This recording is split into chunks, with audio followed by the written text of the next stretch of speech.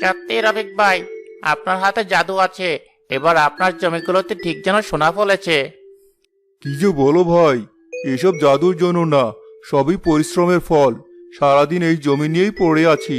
আসলে অনেক টাকা ঋণ হয়ে গেছে, জমির ফসল বেচেই সেগুলো শোধ দিতে হবে। ও নিয়ে আপনি চিন্তা করবেন না। এই বছর আপনার ধান, গম, এমনকি সবজির ক্ষেতও খুব ভালো ফলন হয়েছে। দেখবেন সব ঋণ শোধ হয়ে যাবে। তাই যেন হয় ভাই। মেয়েটাও বড় হয়েছে, ওকেও এবার বিয়ে দিতে হবে।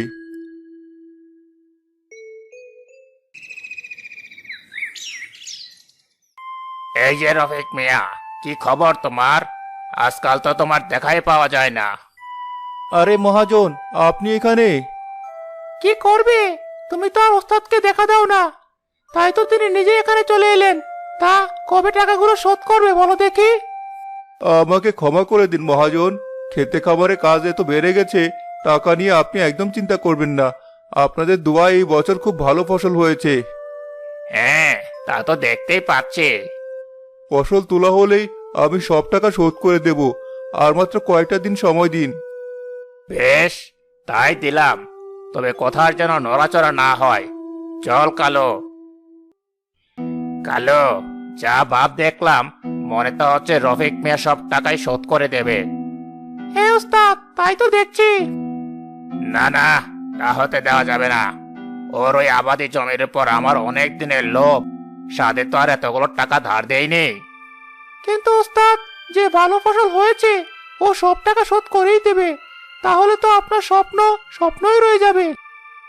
কালো, তোর এই মোটা মাথা নিয়ে আমার সাথে কেন আছিস বল দেখি?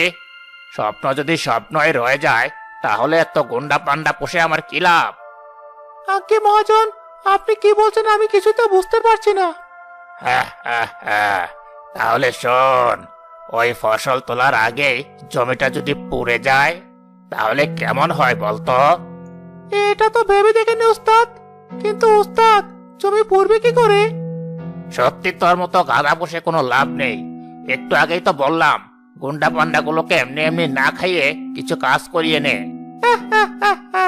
এবার বুঝেছি উস্তাদ, আপনি আর চিন্তা করবেন না। আজ রাতেই আমি ব্যবস্থা করছি। মা, আজকের মাছটা খুব বেশি মজা হয়েছে, তাই না বাবা? হেমা, সত্যি তোর মায়ের হাতের রান্নার কোনো জবাব নেই। হয়েছে হয়েছে, তোমাদের আর আমার রান্নার প্রশংসা করতে হবে না। কে জানে কদিন কপালেই মাছ ভাত লেখা আছে। ও কথা বলছো কেন মা?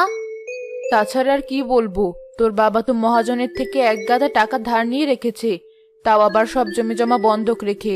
আল্লাহ জানেন কি আছে কপালে। আরে ধুর, ওসব নিয়ে তুমি চিন্তা করো না তো। এবার যা ভালো ফসল হয়েছে সেসব বিক্রি করলে তার অর্ধেক টাকাতে মহাজনের সব টাকা শোধ হয়ে যাবে। তাই যদি হয় তাহলে বাকি টাকা দিয়ে এবার মেয়ের জন্য কিছু গয়না বানিয়ে রেখো। আমরা গরিব মানুষ, সোনার যা দাম, আজ হোক কাল হোক মেয়েকে তো বিয়ে দিতে হবে। ভালো কথা বলেছো সাদিয়ার মা। দেখি, আগে মহাজনের টাকাটা তো শোধ হোক, তারপর ওসব দেখা যাবে। মা, শুধু শুধু বাবাকে চিন্তা দিচ্ছ কেন বলো তো? বিয়ে তো দূরের কথা, আমি তোমাদের ছেড়ে কোথাও যাব না। পাগলি মেয়ে আমার, তোকে বিয়ে দিতে না পারলে আমি যে মরেও শান্তি পাবো না মা। তোমরা যে কিসব বলো, আমার খাওয়া হয়ে গেছে, আমি উঠলাম। আমাকেও উঠতে হবে, বিকেলে একবার বাজারে যেতে হবে। সে কি, এই অবেলায় বাজারে কি কাজ তোমার? আর কি কাজ, বাজার থেকে জমির জন্য কিছু সার কিনতে হবে। আচ্ছা বেশ, যাও।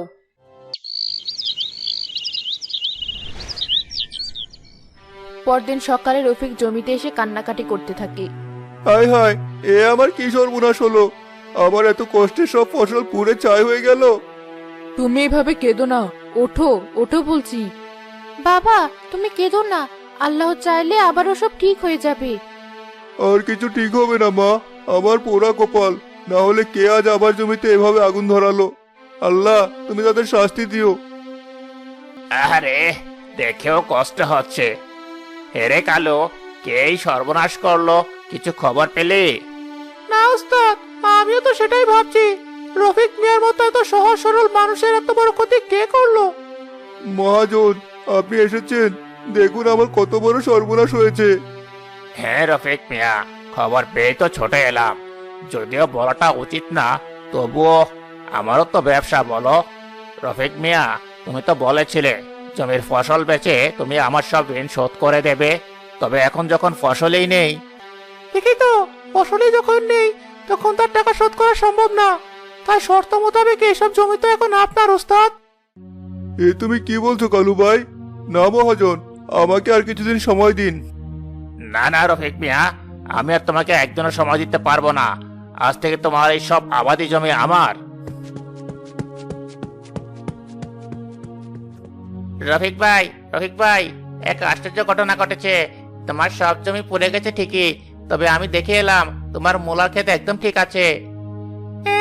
তা কি করে সম্ভব? মানে সব জমি পড়ে গেছে তাই বললাম আর কি। আমি সত্যি বলছি, মূলা ক্ষেতের একটা পাতাও পড়েনি। আচ্ছা, যা বলেছিলাম রফিক মিয়া, ফসল যখন নেই তখন জমি রাখার মতো কোনো অবস্থা তো তোমার নেই হাতে। তাই বলছিলাম জমিগুলো তুমি আমার নামে লিখে দাও। না না মহাজন সাহেব, আমার এত বড় ক্ষতি আপনি করবেন না। শুনলেন তো, আমার মোলার ক্ষেত এখনো একদম ঠিক আছে। আমি না হয় এত ফসল নষ্ট হয়ে গেল, আর তুমি কি ওই মূলা বেচে মহাজনের টাকা শোধ করবে? এভাবে হেসো না কালু ভাই, আমি তো একটা সুযোগ চাইছি মাত্র।